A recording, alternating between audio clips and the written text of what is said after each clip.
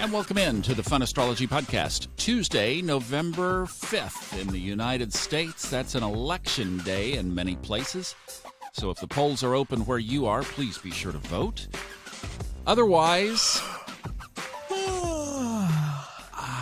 that's kind of what we've got in the chart right now. It's not the most exciting of times. In fact, I was looking around on Astro Twitter. I've got my Twitter built out for astrology. And you can follow me, by the way, on Twitter, on Fun Astrology Podcast on Twitter. Yeah, so check that out. But I was looking around for just, like, what are people talking about? And this one guy just nailed it. He said, it's like being horny with no sex drive for the rest of the year. It's like, okay, we could play with that.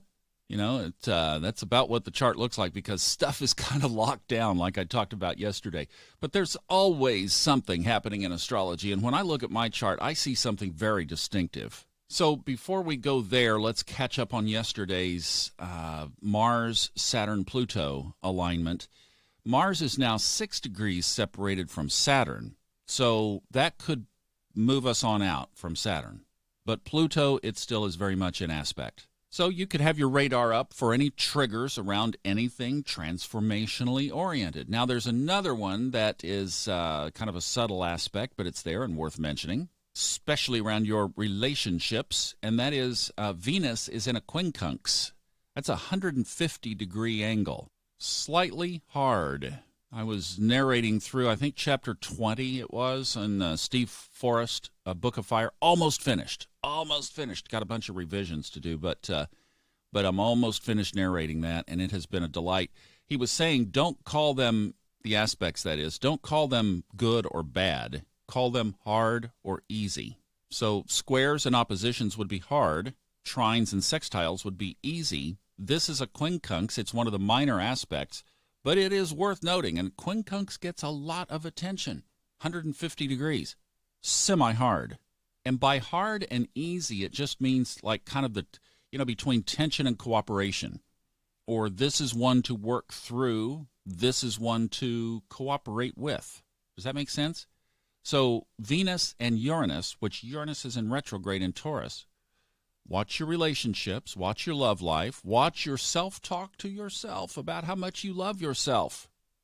Could get a little wonky out of the blue. How long does it last? Through Sunday. Then you're clear.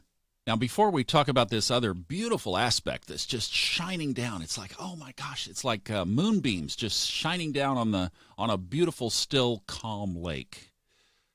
I wanted to thank one of you for writing an amazing note in iTunes. 27 Barbie, you rock. You just rock. You guys go on iTunes and look what she wrote. It is, wow. I'm just so humbled, and thank you for doing that. And if you guys get a chance, at least click 5 stars if you would. If you don't like anything about the podcast, email me. There's a contact form on the website at funastrology.com or email me at info@funastrology.com. I'd love to work it out there. The astrology podcast space is really competitive, and I've got a great position for being such a new show, and it's thanks to you guys doing this for me. Just click a quick comment, and a 5-star review would really help. Barbie, you are amazing. Thank you for yours. I really appreciate it. Now, let's talk about the North Node. In astrology, the nodes of the moon, which are not anything in space, they're points of intersection between the sun's orbit around the earth. And I know you're saying, wait a minute, I know it's early in the morning and I have not had my coffee, but it's how you perceive it, right? We watch the sun come up and go over and go down and around, and that line, that orbital line to our perspective, intersects with the moon's actual orbit line around the earth. And where those two lines cross each other, one is the north node of the moon, one is the south node of the moon. If you want to see a visual of that, go on Google. Just Google nodes of the moon and hit images, and there are several. But the north node of the moon is the universe's suggestion of where we should spend our focus to solve our karmic problem. So it's like if you really want to know the gist of the filter of why we came here and what we should filter everything we do. This affects our choices. our relationships, our work, who we are, how we take care of our body, everything comes through the North Node. And right now, it has this beautiful display of aspects just showering off of it. One is a trine, which goes to the Sun. Another trine goes to Neptune. Now, right there, we're just talking about, this is about focusing your life on your karmic purpose, because your Sun is your fuel cell, right?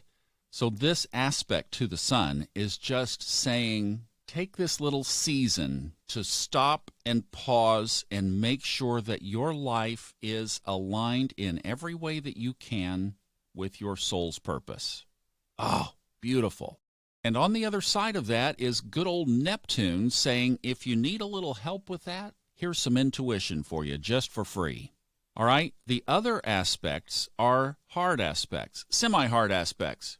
Sesquisquares. Boy, we're hitting a lot of the minors today, aren't we? 135 degrees. So see, what we're doing is we're covering between trine and opposition, right? So squares 90, obviously. Trine 120. That's an easy aspect. Now we've talked about the sesquisquare at 135, the quincunx at 150, and then you have the opposition. Maybe we can do more on aspects in the days ahead because things are a little slower, but I am looking at the clock and I want to get out of here. So North Node also is in a semi-square to both the Moon and Mercury. Okay, the Moon. What that says, again, Moon is in its last little bit of Aquarius. It goes void, of course, at 9:37 this morning, New York time. And it moves into Pisces at 6:07 p.m. I said New York time, Eastern time.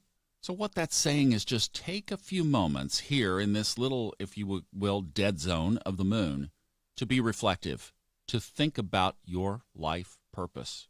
Where are you on track? Where are you off track?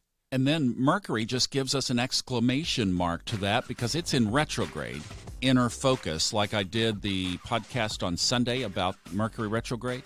Catch that if you haven't, because I kind of went off track from what everybody else is saying about Mercury retrograde. Bring it inside. Focus inside. So what this is saying is to, again, pause and reflect about your purpose. Are you in alignment?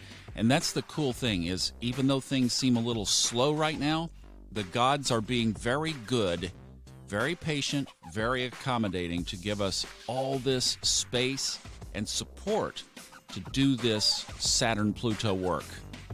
Oh, I love astrology.